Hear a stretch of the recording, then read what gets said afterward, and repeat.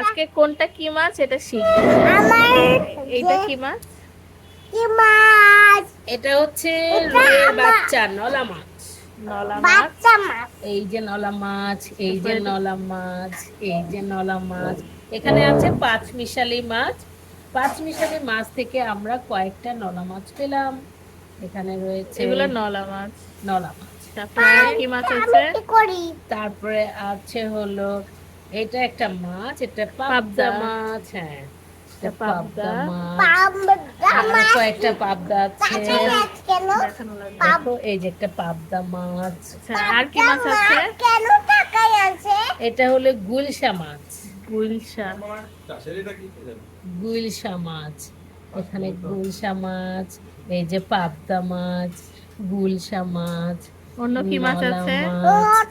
তারপরে আছে এটা বলো তো কি মাছ? এটা কই কই মাছ। মাছ।